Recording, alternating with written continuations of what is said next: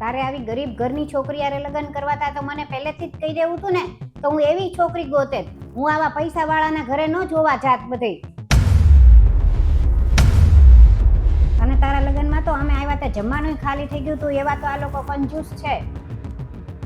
મેં જોઈતી ને એ છોકરી હારે કર્યા હોત ને તો એ લોકો તો ગાડી બંગલા અને કેટલું સોનું ચાંદી એટલું દેવા ને હારવાર 10 લાખ રોકડા દેવા તૈયાર હતા. તોય તે તને કોને ખબર આ ગરીબ છોકરીમાં હું જોઈ ગયો તો એની હારે કર્યા. મારા છોકરાના લગ્નમાં આવ્યા હતા ને તમે લોકો, જોયું હતું ને તમે કેટલું લાવી છે મારી વહુ, કેટલું સોનું ચાંદી, એક ફ્લેટ, કેટલું ગાડી તો મોંઘા મોંઘી ગાડી એના પપ્પાએ આપી છે. અને આ હું લઈને આવી છે કે તો ખરા. મને તો એવું લાગે છે કે 2 ડ્રેસ નહીં લઈને આવી હોય. અરે ફઈ, તમે એવું શું કામ બોલો છો? તમે એવું જોવો ને કે એનામાં સારા સારા ગુણ કેટલા બધા છે. હારા ગુણને શું કરવા? અથાણું કરીશ અને ક્યાંક જવું હોય તો ગાડી વિના શું કરશો તમે? અને કાલ સવારે ક્યારેક પૈસાની જરૂર પડી તો હારા ગુણ શું પૈસા લાવશે? હારા ગુણથી આવી જાય પૈસા? એના મા બાપે એવા ખાલી હાથે મોકલી દીધી, એને કઈ શરમ ન આવી?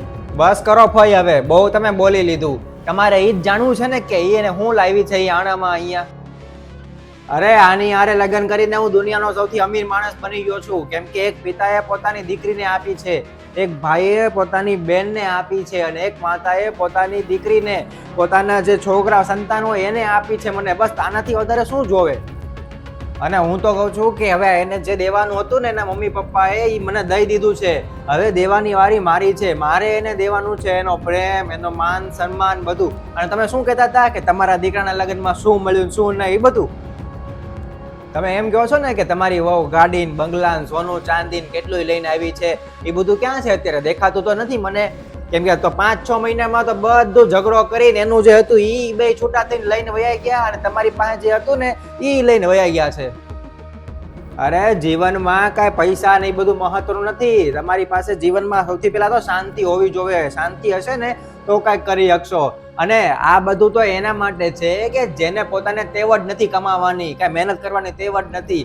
મને તો મારા મમ્મી પપ્પાએ શીખવાડ્યું છે મહેનત કરવાનું, એટલે હું બધું કમાઈને હું બધું લાવી શકું એમ છું, ખરીદી શકું એમ છું.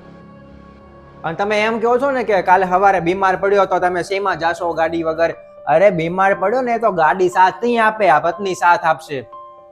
અને ટૂંકમાં હું તમને કહું ને તો આ કાંઈ જીવનમાં આણામાં મળેલી વસ્તુ બધી કામ ન આવે, કાંઈ ગાડી બંગલા કામ ન આવે. હંમેશા આપણી સાથે જે વ્યક્તિ છે ને એ કામમાં આવશે. અને મારે મારું જીવન આની સાથે કાઢવાનું છે, કે ગાડી બંગલા હારે નહીં. અને હવે તમારે તમારા ઘરે જવું હોય ને તો તમે જઈ શકો છો. લગ્ન પહેલા મને થતું હતું કે મારા હસબન્ડ કેવા હશે, મને બીક લાગતી હતી કે મને સપોર્ટ કરશે નહીં કરે.